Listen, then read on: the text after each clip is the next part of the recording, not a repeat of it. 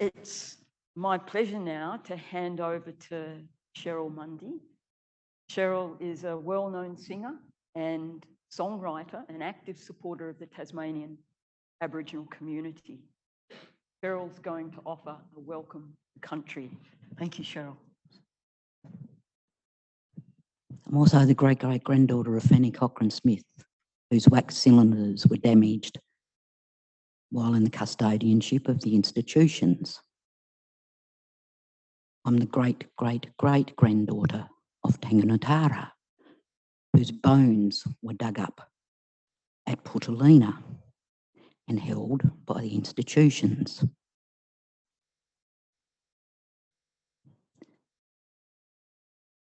However, we're here together today.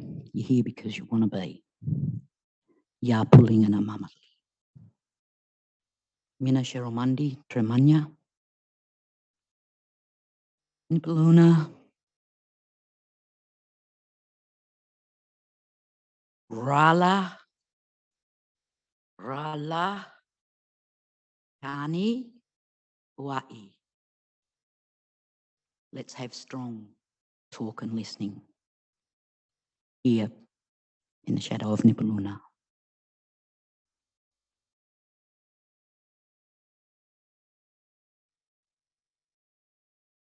Travel by boat, sailing the waters, silver bird, cross the sky, winding train around the mountain, bring 'em home. Stop the cry, somber mood, words quietly spoken, then angry shouts, explaining rights to people cruel and just plain ignorant. They listened not, stop the cry. Suited men in padded desk chairs curse a little as they write words of goodwill. Do you think they're genuine or just used to hide their guilt? Then the open boxes display the misery of a violent past and science's shame. But the black fella's heart is mighty gladdened as he gathered ancestors and he staked his claim. Then the sunshine breaks wide open and the wind begins to breathe and the ancestors return to their homeland, no longer under lock and key. The cries are somewhat silenced, the spirit somewhat calmed. Black fella spirit, black fella justice, black fella justice too. Thank you.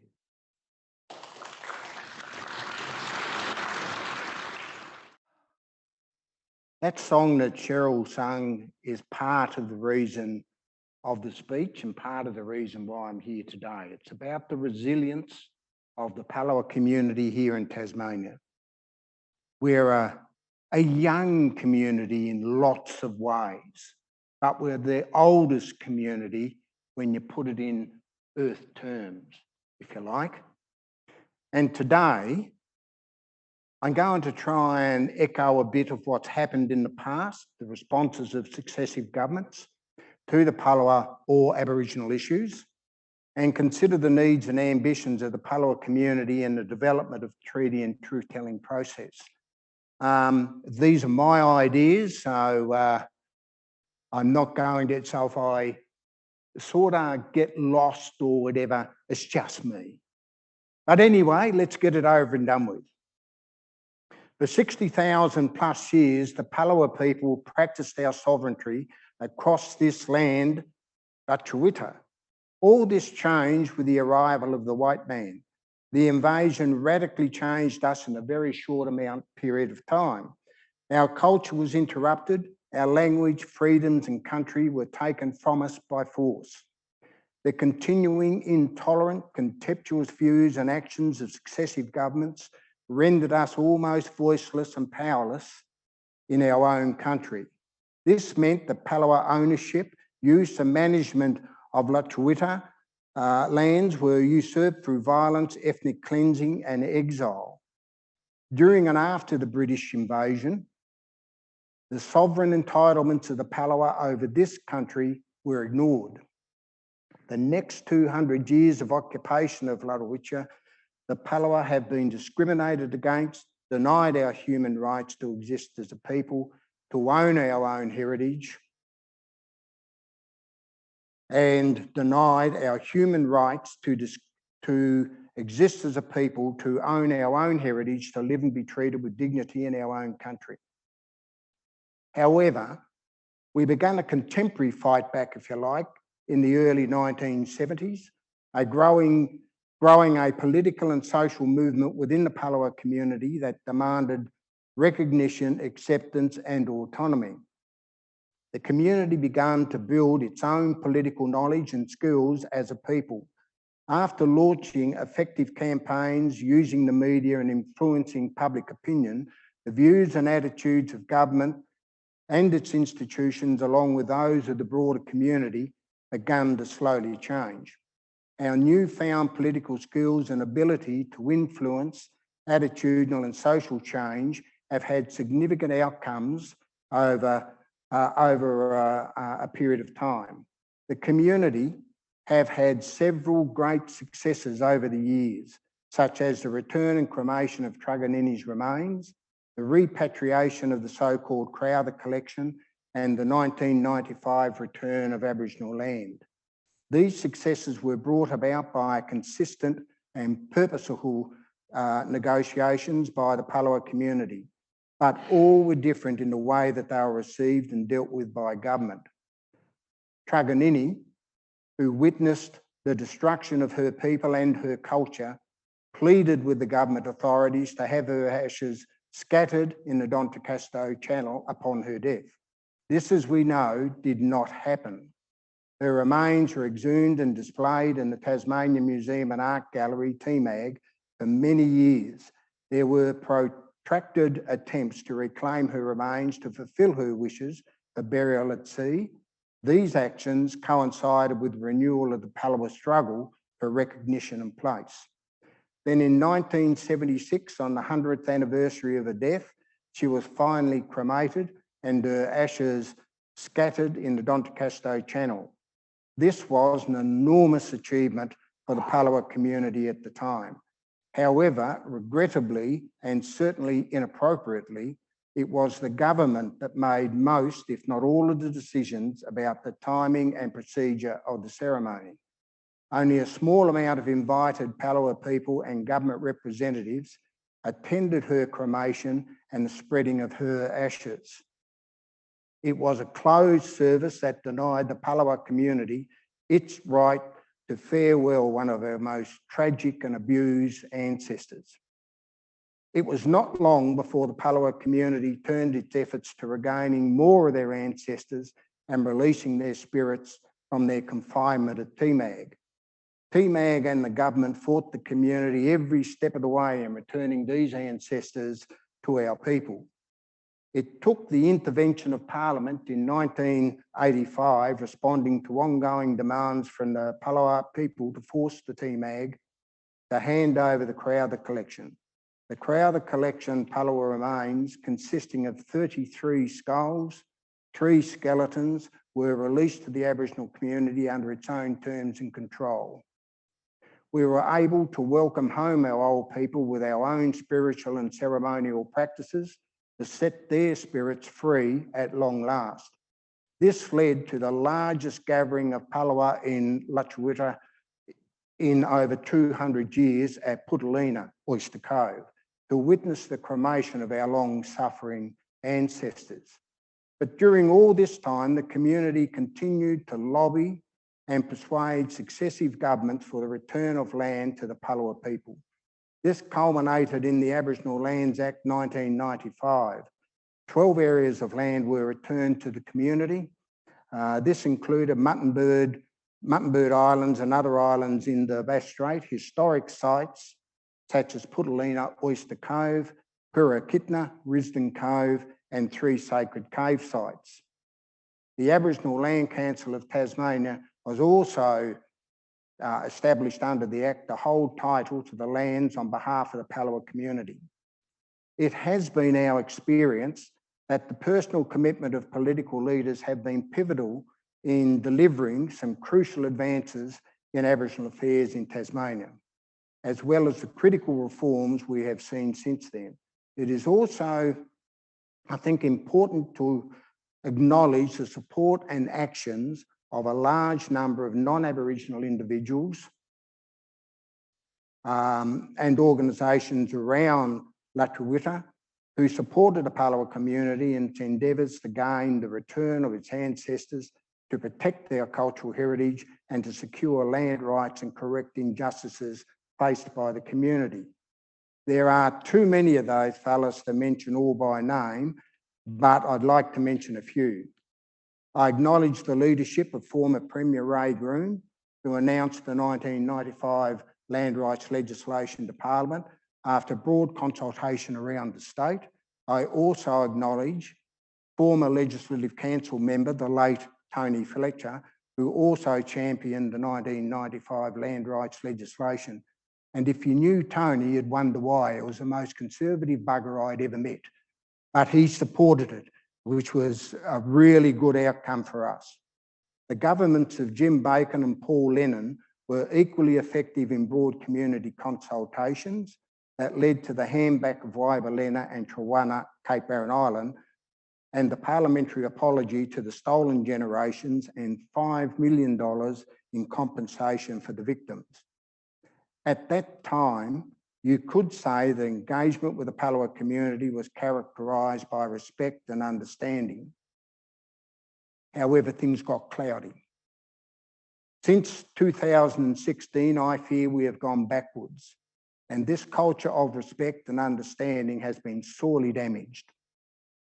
In 2016, the then Premier Will Hodgman delivered his ill-informed Australia Day speech. In his speech, he announced a reset of the government's relationship with the Palawa community. This reset and the manner of its announcement and implementation led to exasperation and anger within our community and caused unnecessary and continuing conflict with the government. I believe this reset has been aimed at eroding advances made by the Palawa community, and Hodgman's methods have undermined collective approaches to rights, justice, and advancement of the Palawa people in this state. The reset agenda identified 5 priority areas, which, according to Hodgman, were informed by the themes of recognition, reconciliation, and real outcomes. These areas were a focus on Tasmanian history and culture in the delivery of the Australian curriculum. 2, increased efforts to close the gap in disadvantage between Tasmanian Aboriginal people and the wider community. 3, exploration of joint land management arrangements and review of current land return model. 4, constitutional recognition of Tasmanian Aboriginal people. And 5, a new approach to Aboriginal eligibility. The first 2, Aboriginal history and culture in the curriculum and increased efforts to close the gap, are important, but should be seen as what they are. It's just what government should be doing as business as usual. In fact, the Tasmanian government signed on to closing the gap life outcomes between Aboriginal and non-Aboriginal Australians 8 years before in 2008. The third priority, exploration of joint land management and arrangements and review of the current land return model, I suspect that this is more about breaking down the influence of out and removing the Aboriginality requirements in the Act, rather than positive revision of an Act to give benefits back to the palawa community. But it's the last two priorities that I want to explore a little bit more fully today. Firstly, constitutional recognition.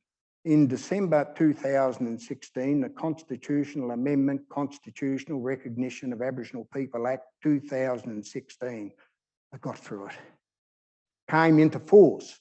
The Act inserted a new preamble into Tasmania's Constitution Act 1934, and I quote, "And whereas the Parliament, on behalf of all the people of Tasmania, acknowledges the Aboriginal people as Tasmania's first people and the traditional and original owners of Tasmanian lands and waters, recognises the enduring spiritual, social, cultural and economic importance of traditional lands and waters to Tasmanian Aboriginal people, and recognises the unique and lasting contributions that Tasmanian Aboriginal people have made and continue to make to Tasmania." Now, these are nice enough words. However, they were drafted and inserted into the Constitution Act with no consultation with the Aboriginal people of Tasmania. And I think the failure to consult with palawa people, let alone seek and support the leadership of the palawa people actively, disempowers our community and repeats the mistakes of colonial and 20th century history. Moreover, a preamble in an act, however nice, has no legal weight. It does not have separate legislative effect, but is used merely for clarification or to give direction or purpose to the Act. It is neither enforceable nor justifiable in a court of law. It may recognise Aboriginal people, but it grants them no rights or legal recognition.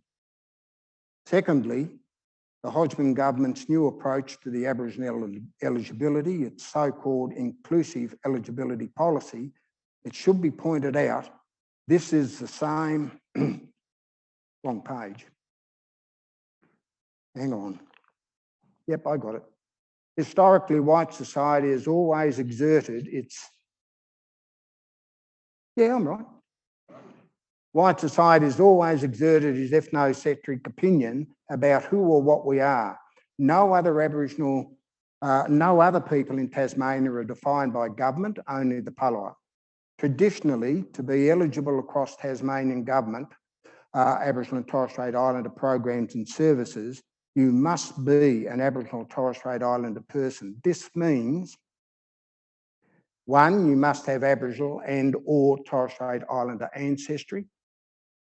Two, must identify as an Aboriginal person and or Torres Strait Islander person. And three, must be recognised as an Aboriginal person and or Torres Strait Islander by the Aboriginal or Torres Strait Islander community in which you have lived or live. This is the same three-point legal test developed by Australian courts over a number of years and used across all Commonwealth agencies. Changes to Aboriginal identity and eligibility in Tasmania have undermined this sound approach, one accepted by Aboriginal communities across Australia. The Tasmanian government agencies only require you to complete a form consisting of a statutory declaration and a confirmation statement completed by a registered Aboriginal organisation whose primary purpose is to support Aboriginal people to determine one's eligibility. This requirement for organisational confirmation of Aboriginality resulted in such a sharp increase in requests that many organisations stopped providing the service unless they were paid to do so. Ironically, the service was previously provided free of charge by the Office of Aboriginal Affairs supported by the Tasmanian Archives and Heritage Office, but this was continued after 2016. It seems, however, that the 3-point legal test has not been fully applied. In most cases, either confirmation by an organisation or self-identification are sufficient to satisfy Tasmanian government agencies that a person is an Aborigine. If a person or government agency has concerns that a person may not meet the 3-point requirement, what happens? I can't find any requirements that evidence be produced to confirm that a person is an Aborigine. This, of course, raises serious questions about due diligence when assessing claims for taxpayer-funded programs and resources. More importantly, it risks the transfer of palawa lands to non-Aboriginal people who are claiming to be palawa. And it calls into question who the government is speaking with when it claims it is consulting with palawa people. These are serious issues and have arisen because of the critical stages of confirming Aboriginal identity have been ignored, including recognition by the Aboriginal community itself. Why? I can only conclude it's because the government continues to hold the ethnocentric view that it decides who we are, and we cannot be trusted to do this ourselves. I'll now turn to a bit of an issue, a burning issue that affects all Aboriginal Australians, and that's the Uluru Statement from the Heart and the impending referendum on the First Nations voice to Parliament. 5 years ago, the Uluru Statement from the Heart was proclaimed by representatives of the Aboriginal peoples from across the nation, of which I was one. The statement asserts the sovereignty of Aboriginal people over the Australian continent and its adjacent lands. Importantly, it affirms that this sovereignty has never been ceded or extinguished and that it continues to exist with the sovereignty of the Crown. The statement seeks 3 reforms to empower Aboriginal people to take our rightful place in our own country and to have power over our own destiny. First, the statement calls for a First Nations voice enshrined in the Australian Constitution.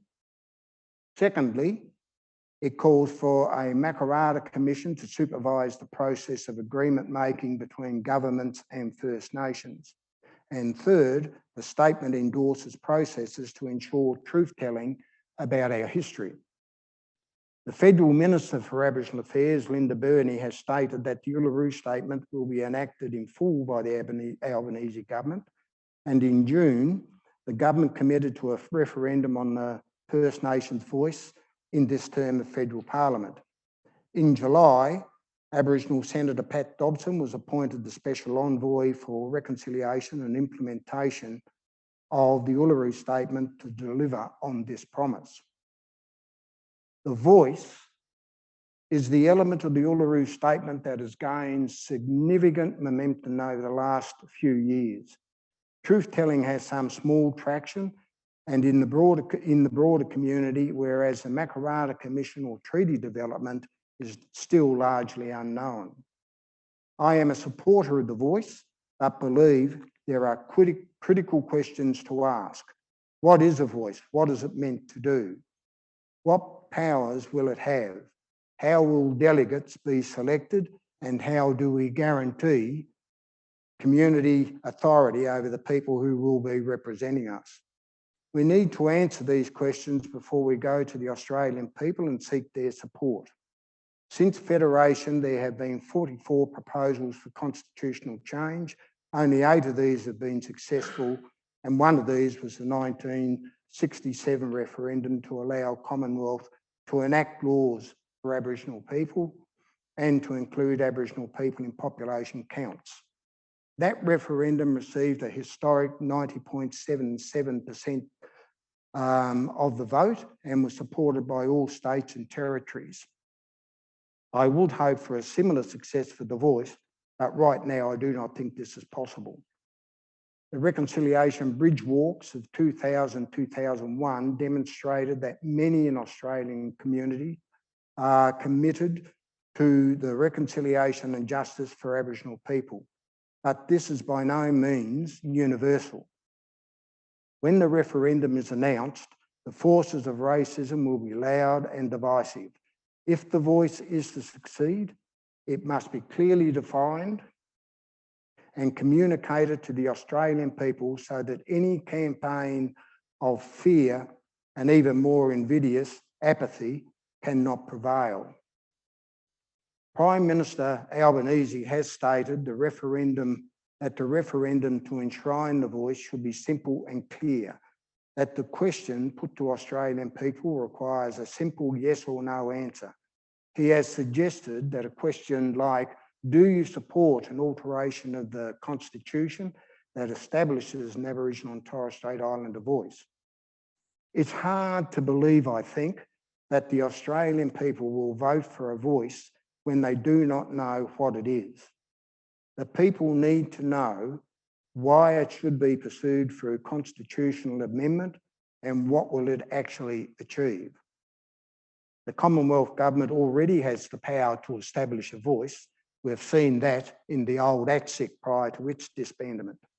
It does not need a referendum to give it the power it already has. Apparently, the thinking, which is not really publicly expressed, is that the endorsement of a voice via a referendum approach cements the entity forever after. I think that's just plain naive.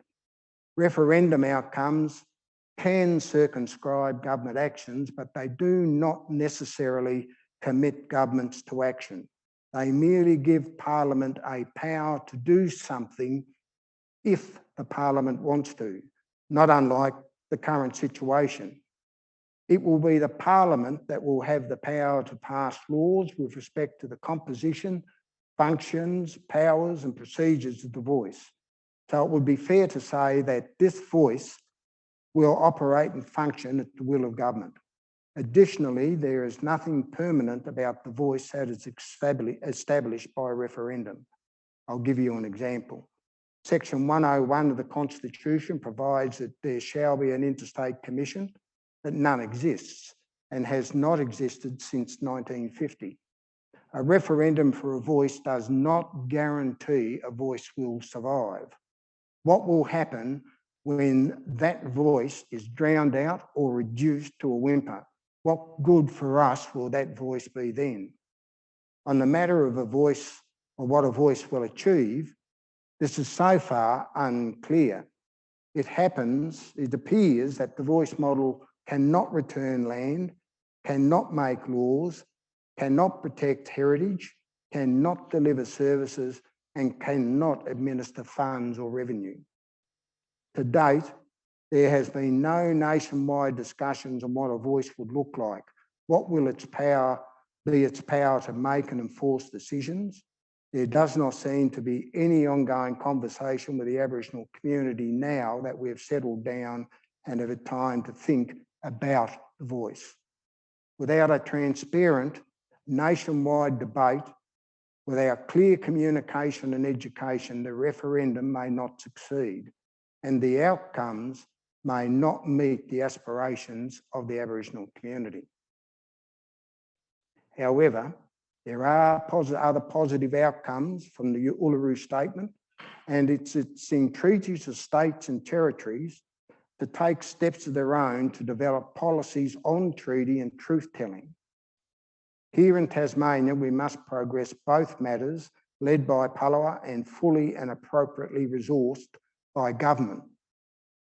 In November 2021, the Gutman government published the report Pathway to Truth-Telling and Treaty.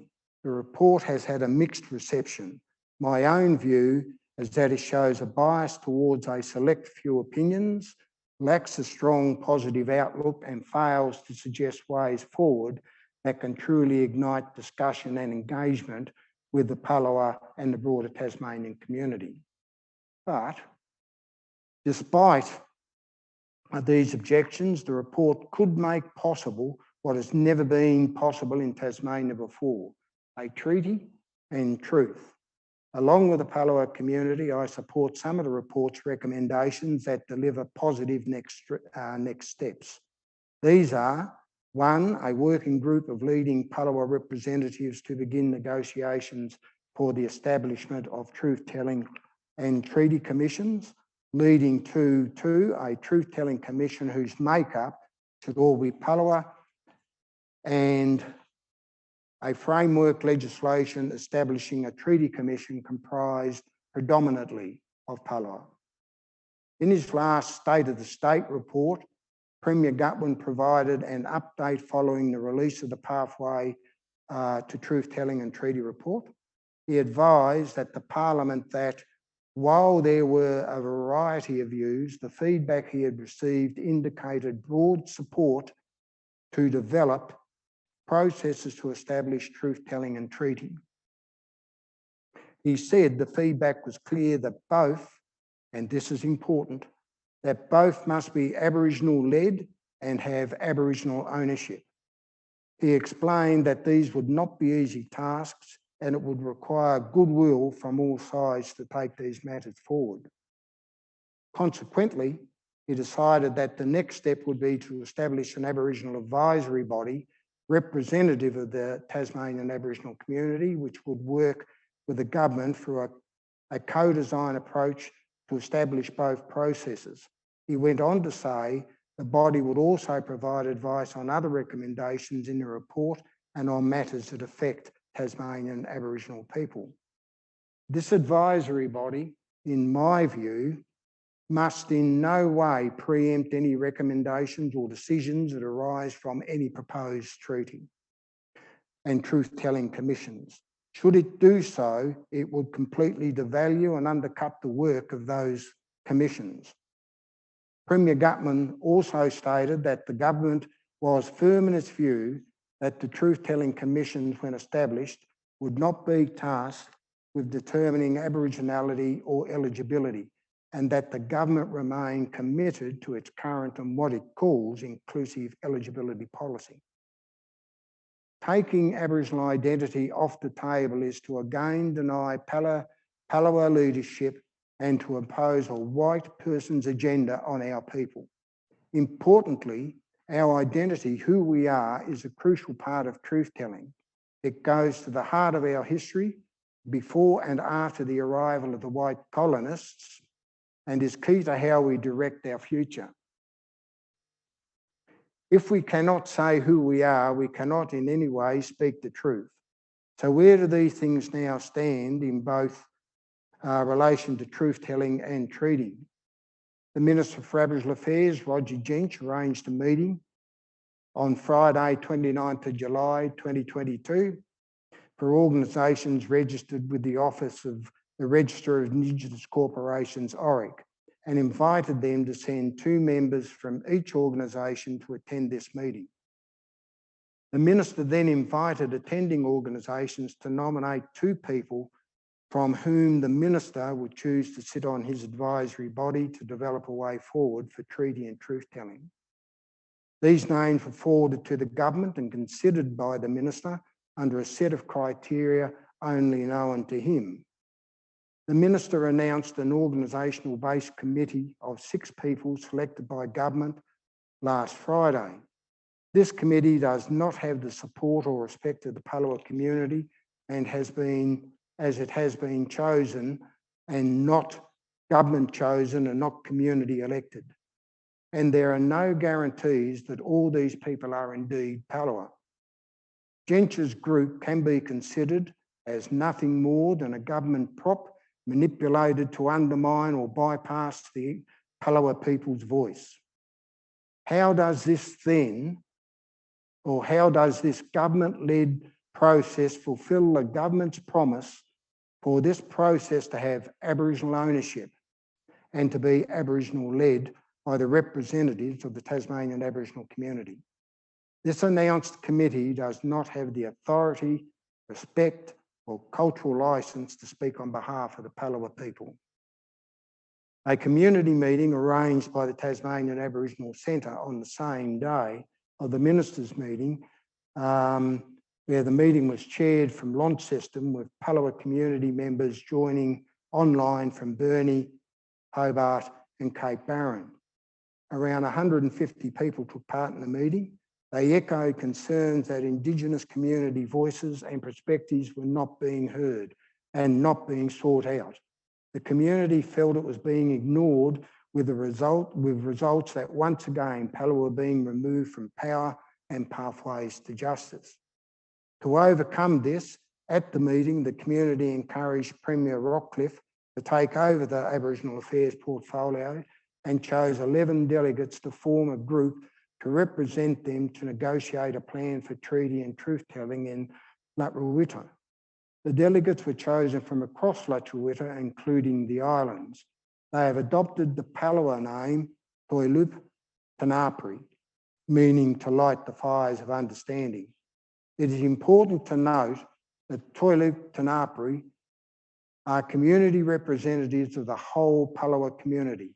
They represent the genuine voice of the community and are not constrained or directed by the views or interests of individual organisations.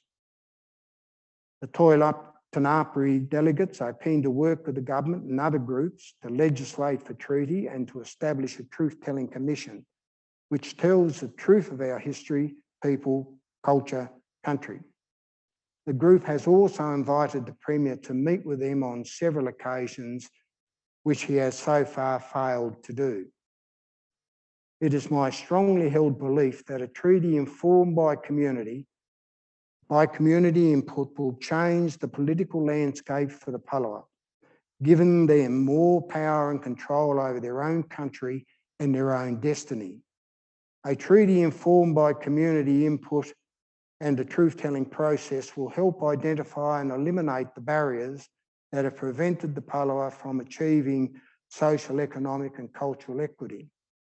The symbol of treaty has value, but it is the content of a treaty that must be carefully crafted if it is to build justice and equity. This treaty, to have real and enduring impact, would include confirming and acting on those statements in the preamble of the Constitution that acknowledges palawa as Tasmania's first people and the traditional and original owners of Tasmanian lands and waters, including recognition and acceptance of the enduring spiritual, social, cultural and economic importance of traditional lands and waters to palawa people. Further areas that would be discussed or should be discussed for inclusion in a treaty would include sovereignty, power sharing, ownership of Aboriginal heritage and culture, meaningful land returns and reparation. Sovereignty is the foundation stone for the implementation of the treaty. And that sovereignty should be expressed through sharing land, power and wealth in Tasmania. It would also confirm the sovereignty of the palawa as a people. Hopefully, the result would be empowerment and self-determination for the palawa community. The treaty would, of course, support meaningful land returns. This would include all Crown lands being returned under Aboriginal title. It may also include land brought on the open market for cultural protection or economic development. There would also be a need to an agreed financial means to protect, repair and develop returned land. Any treaty would include palawa ownership of Aboriginal heritage and culture in this state. This would incorporate cultural authority over all returned lands, including over national parks and other public lands not yet returned. This would also include the right to undertake cultural practices such as fishing, hunting and other social practices on land and waters in this state. Reparations would include a guaranteed permanent financial resources, and as a starting point, it's been suggested that 3% of the GDP would be worthwhile. This would be, in part, compensation for loss of land and destruction of a vibrant society. Sharing of power should also be up for discussion, with the suggestion being that there is a number of designated Aboriginal parliamentary seats at the Commonwealth and state government levels. Certainly, A treaty between the state of Tasmania and Palawa is supported by Palawa people and I think many Tasmanians. We would expect that the content of a treaty will dignify, honour and do justice to the Palawa. The process for a treaty should also be collaborative and respectful. It should provide equal resources to the state and to the Palawa to research, consult, negotiate and seek expert opinion. Statewide engagement with the Palawa community is vital and should be fully resourced to be undertaken by the community itself. While truth-telling and treaty are linked, the commission for each should be totally separate.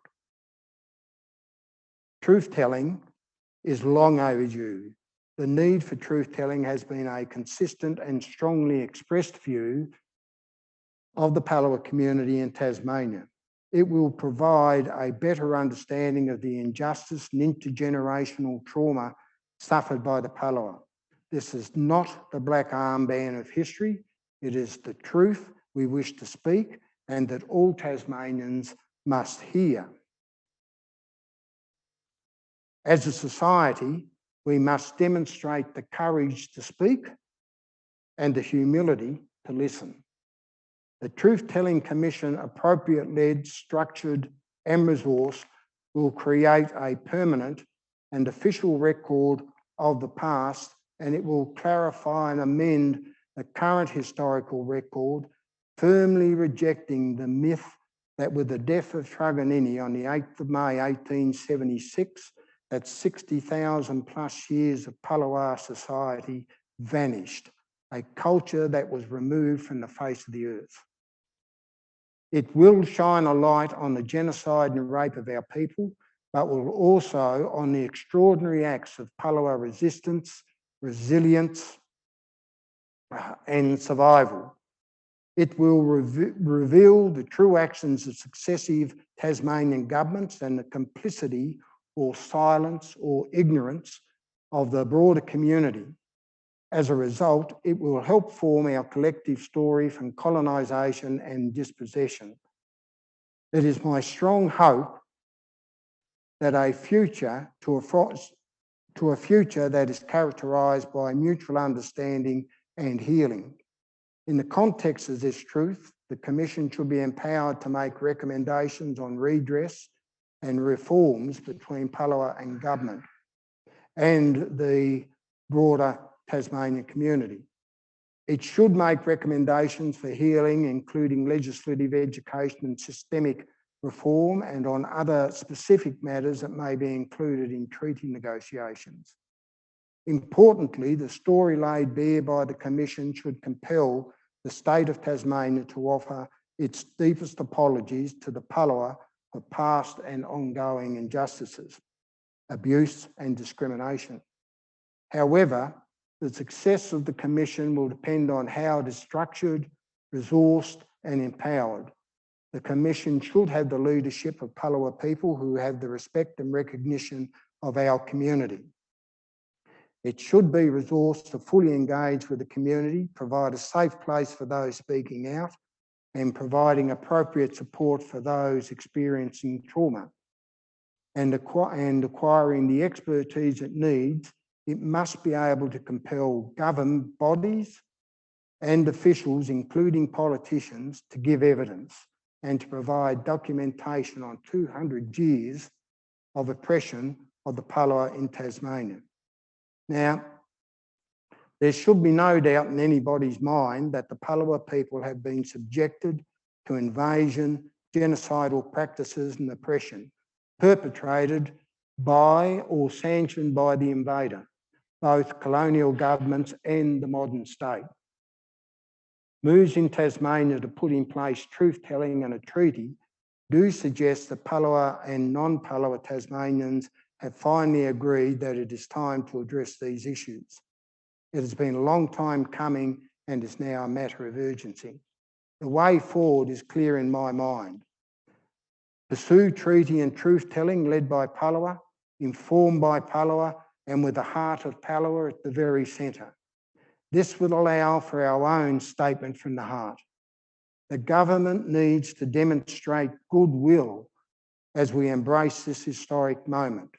They should desist from imposing on Palawa people white definitions of who we are. Put into abeyance any proposed legislative changes to the Aboriginal Lands Act, particularly those around Aboriginal eligibility requirements. Proceed as quickly as possible with a new Aboriginal Heritage Act and halt the continued destruction of Aboriginal heritage and culture. Recognise and resource the community elected representatives within Toilup Tanapri, and it is time, really time, for Tasmania to stop living in a historical lie.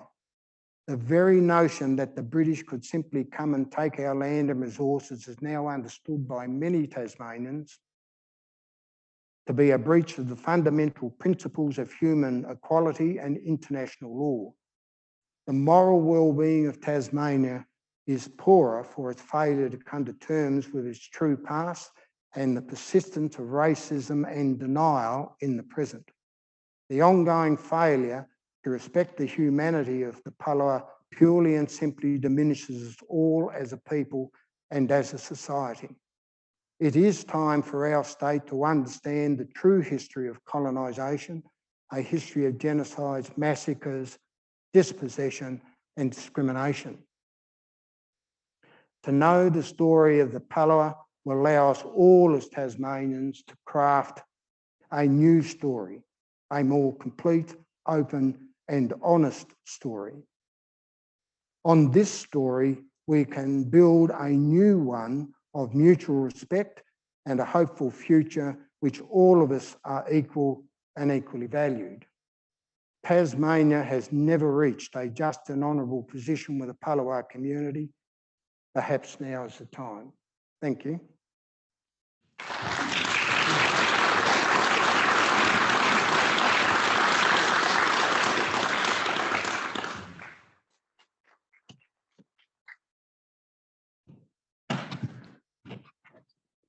So don't go away, Rodney. No, I'm having a drink of water. We do have time for some questions, and anyone in the audience who wants to ask a question, we've got a couple of roving microphones, and also there'll be an opportunity for the people online, so long as I'm still functioning. Yep. But any questions ready to go? I have one.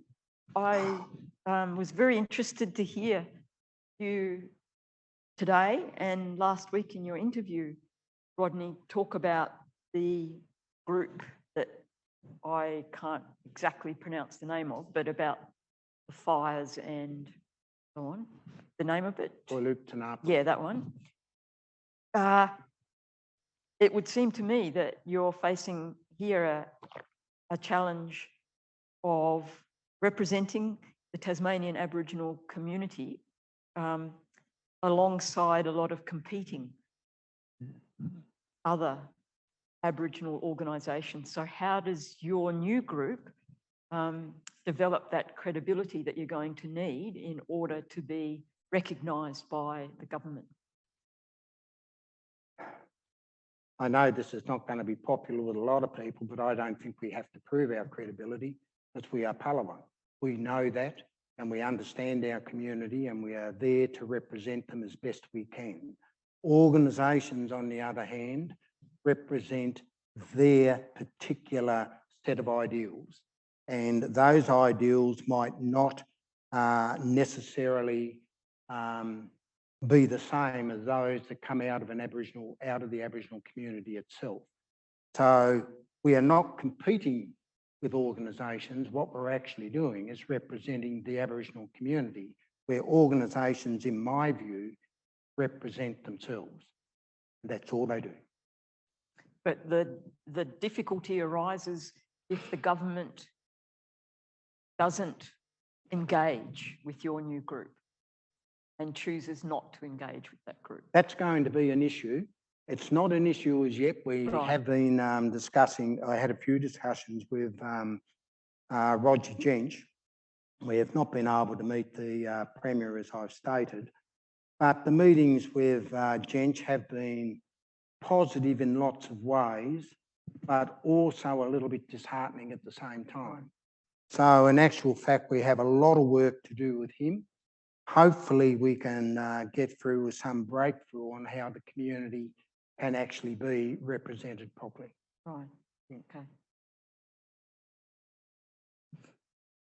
Any other? Cheryl?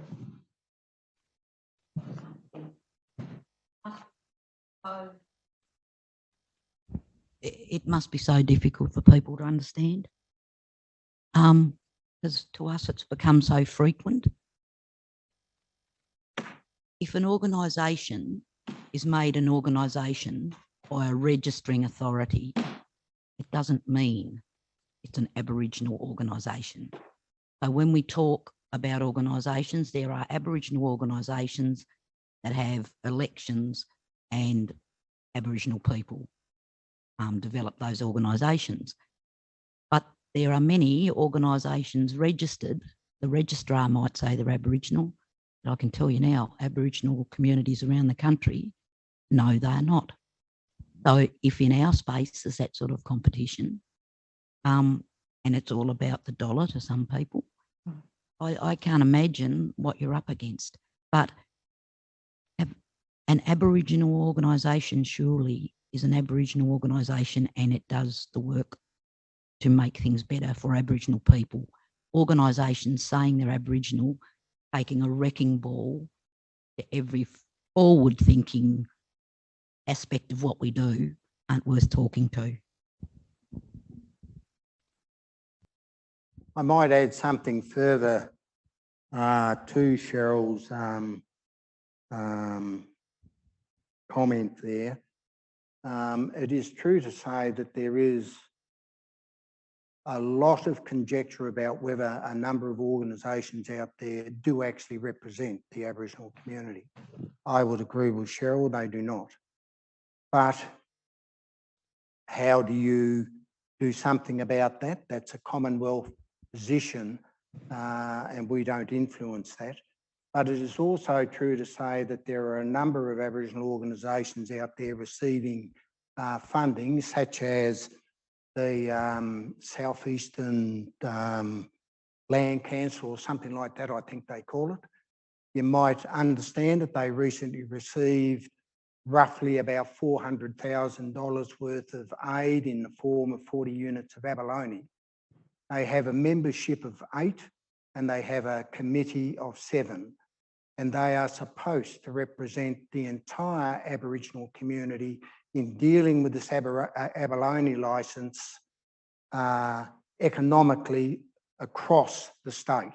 They have failed to do so, and that has put in jeopardy a number of people around the state who are looking forward to having a unit here or a unit there, but this particular organisation will only deal with members of its organisation, 8 people.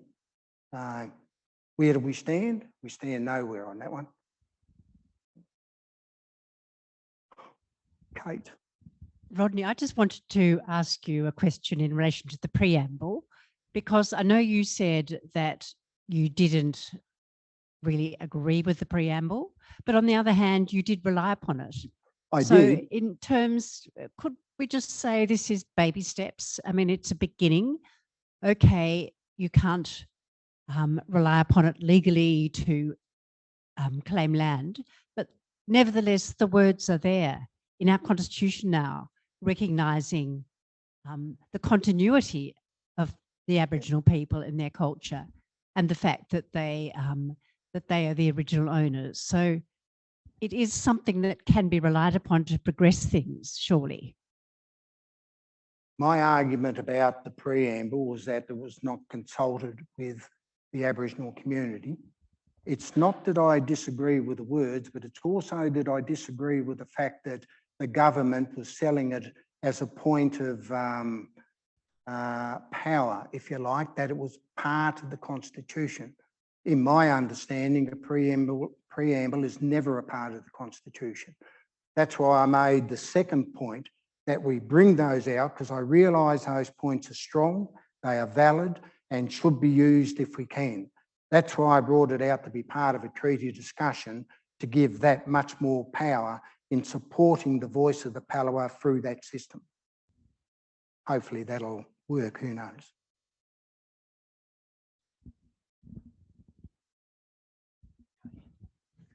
Go ahead. Rodney? Yes, Brian. I'm not sure if I've understood properly, but my question is around some of the words you quoted where you talked about Aboriginals and Torres Strait Islanders. Yes. So is that at the national level? Because obviously Palawa people, well, my question is, for Palawa people, is there a relationship or a recognition of the other Aboriginal and Torres Strait Islander people? Where does that sit with then trying to understand the sovereignty, if you like, for Tasmania? I guess it's a funny thing with the definitions of using Aboriginal and Torres Strait Islander people. It's something that now is nationally used because the Torres Strait Islanders spread all over the country, the same as different Aborigines from different groups also float around the thing. So what I was quoting was the national definition of Aboriginality. I then removed the Torres Strait Island a bit later on because we're talking about this state, and in this state you're Palawa. But that does not deny the fact that there are Torres Strait Islander people living in this state, and they will have the same rights as the Aborigine or Palawa in this state to ascertain programs and all the rest of it. We've got a couple of questions online, Rodney. So firstly, how many Palawa are there in Tasmania and what percentage of the population do they represent? I guess it depends how you count them. Well, no. That's the moot problem that is facing Tasmania at the moment and Tasmanian Aborigines. I disagree with the current count of Aborigines around this state. I think they put us down as around about 25,000 people. How the bloody hell can we have 25,000 blackfellas in this state when no more than 2 or 3 census periods ago were roughly about 2,500? I find it almost remarkable, the build-up of Aborigines then, particularly an Aboriginal build-up in the northwest coast. When I lived there, there were probably 50, add another 50 for families I didn't know, and it got 100. So that doesn't explain how there's 16,000 blackfellas living in Smithton now. I find that remarkable. Right. And maybe someone will be able to explain that to me into the future. And for those that identify, I think they identify falsely. I think they make up stories. But if they come and prove to people that they are indeed Palawa, then I'll be the first one to apologise for my language. But at the moment, I don't think that that's right. I think we're the figures are overstated tremendously. What would your guess be? Oh, Jesus, I wouldn't even like to have one. No, I'm not going to guess, but Okay. it is not going to be 25,000. Yep. Okay. Be a But lot that's the less. official figure. That's is the around official about that. census figure, Yep. somewhere around there. Yep. Yes, Narelle? Could I ask 2 questions that are quite different? One is, what if you were given complete carte blanche to do anything you liked, what would you like to see happening in Tasmania next year? That's the first question. In other words, a very practical question of how to proceed, because the situation is highly complex. Mm. The other bit of the question was totally unrealistic, and you would say you're just a dreamer. It seems to me that one of the problems that we have in Australia at the moment is a search for roots. We are a tremendously multicultural society. Almost everybody in this country has mixed heritage. The search for roots is a very deep thing. The only thing in one sense that we have in common as Australians is our relationship to the land. And it would seem to me that the First Peoples have an enormous possibility here to provide the deepest roots that the rest of Australians could need in order to find the soul of this country. I don't expect you to say anything about the second question, except it was totally impractical. So go back to the first one. Okay, just remind me a little bit of that first one. If you had the power to do anything, what would you do this year in Tasmania, the coming year? In 1988, I was at a conference and they asked a very similar question. And I said, let's take the opportunity that you've got all these tall ships down in the harbour. Why don't you get on them and leave? Now, that should have got more laughs than what it was sort of worth, that one. And of course, that's not the practicality of it. But I would like to see an Aboriginal population here that stands aside its fellow people that live in this same state, to be treated equally and to be honoured as Aboriginal people, not to be questioned about our identity, not to be pursued and bashed and ridiculed as we were as young'uns and as some are still being put through that physical danger and mental problems. We need to cut all of that out. So the ideal spot is where you get out of bed and you don't even, you know you're an Aboriginal person, but you're not going to worry about it walking down the street. And Joe Blow will say, how you going, mate? And you go, good. Rather than something that could be completely different and also damaging to that person, to the Aboriginal person walking down the street. So I'd just rather see a thoughtful, together community, if you like. That'd be the top thing for me. How we get there? Treaty and truth-telling. I think truth-telling is probably a little bit more important because it gives the opportunity for government in particular to be questioned about how it put in its systemic racist values and legislation over the last couple of 100 years. We can identify those things that need to change. We can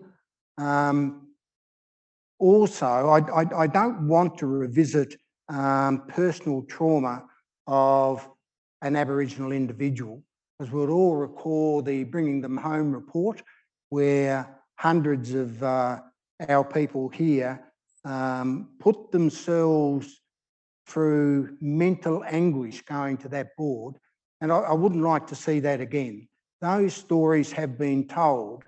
And if those fellows want the story to be public, then they can make it public. But at the moment, they're all confidential. But I wouldn't like to see Tasmanian stories be forcefully brought out. There'll be a few people that say, no, I'm going to retell that story and here's what it is. And that would be good, but not essential. I just think we need to understand the systemic causes of racism and remove them.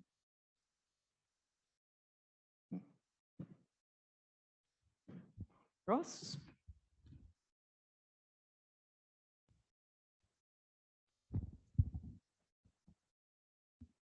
Thanks, Rodney.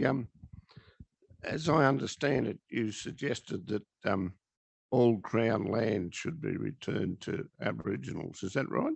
Yep. Am I being greedy? No, it's fair enough to suggest that. But with such a small number of Aboriginals, how would you manage such a large area of land? That would have to, like, one thing with return of land, we haven't ruled out such things as joint management. We know that we have a limited supply of Aboriginal rangers and Aboriginal qualified people who can do the burnings and all of those types of things, so they would be very busy and sought after men and women. So the way that we would probably do it into the future is look at joint management arrangements with all of the authority and the recommendations for use of that land coming from the community itself. That's the only way I could see it happening. Fair enough. Thanks. There's another one online, Rodney. So it's kind of related to Ross's question in relation to the meaningful land returns. Does this mean that non-Aboriginal Tasmanians who own land could potentially lose their land? Absolutely not. That is not the purpose of meaningful land returns. A meaningful land return does not mean we want to bury a white owner's face into the ground. That's not what we do. If it's public land, we think we've got fair call on it. If indeed we want private land for the protection of culture or for the development of an economic procedure, then we shall buy that, and we'll have to get the funds that need to buy that at today's prices, for example. But no, there is no question that the Aboriginal community wants to go and take over white land by simply going, go away. We're not Zimbabweans. That's probably an important message to get across to the non-Aboriginal community, because when you say something like meaningful land returns in an open-ended way, it could easily be misunderstood that a land claim of, gigantic proportions is... But if we look at land returns to the Tasmanian, to the Aboriginal community over the last few years, it's been very, very, very limited. Hardly any public lands have come across at all, and the lands that have usually come across through wills of people donating their land back to the Aboriginal community. They have done that on their own cause, in their own wills. That's how we've been getting most of the land. So meaningful land rights is really about the government catching up and giving us land that are national parks and other public lands that are still out there. Yep. Good to know. Any other questions from the floor? Ross has got another one.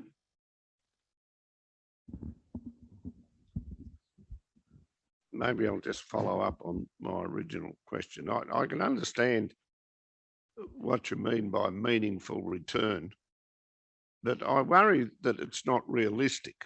There's a difference between meaningful and realistic. And in your negotiating stance, you think it might be better to be realistic?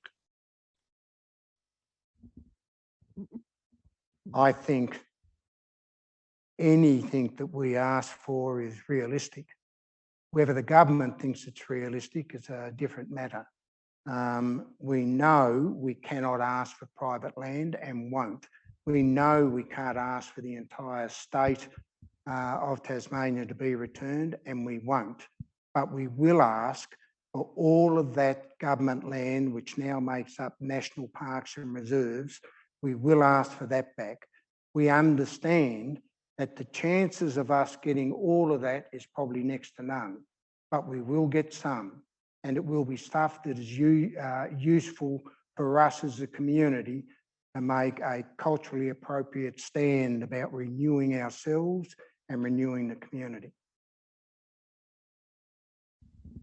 Yes, that's understandable, and that what you're saying is realistic.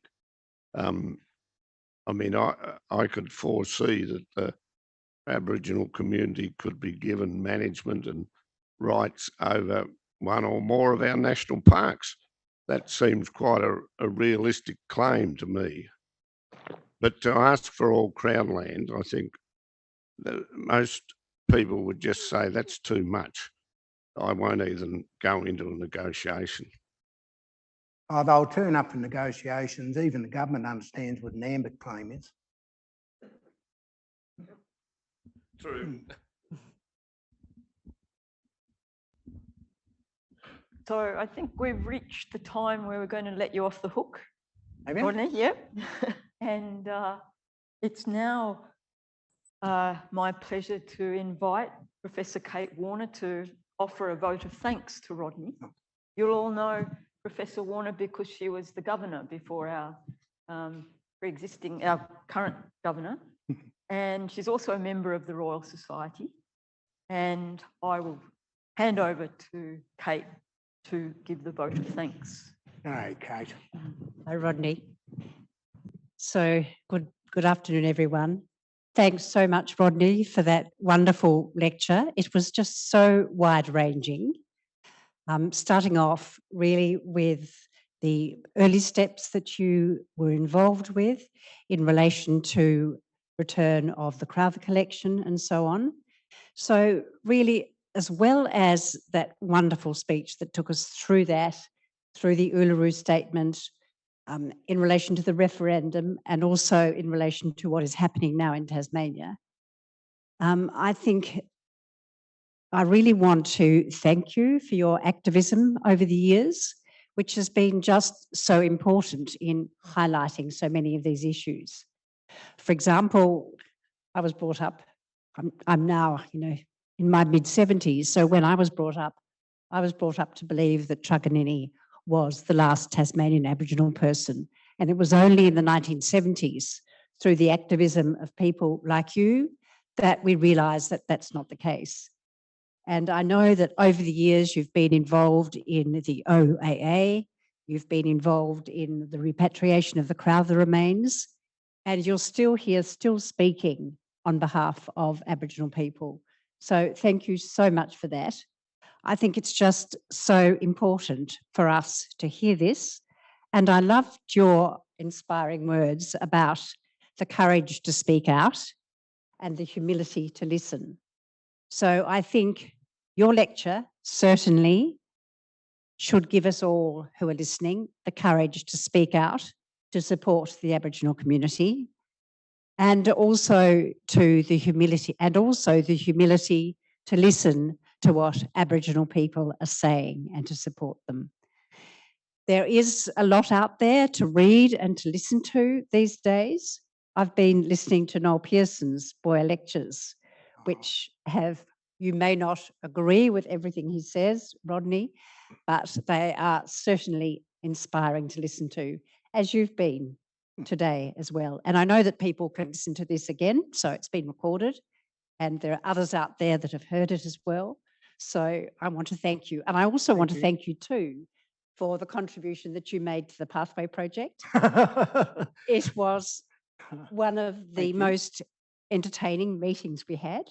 And I have to say that Rodney was a little less colourful today. There was only one bugger in your whole speech. Thanks. But yeah, thank you for your insights. Thanks, Kate. And I could see that an awful lot of work has gone into that lecture, so it's great that it's been recorded. But Thanks, Kate. can I Well done. Thanks, Kate. Thank you.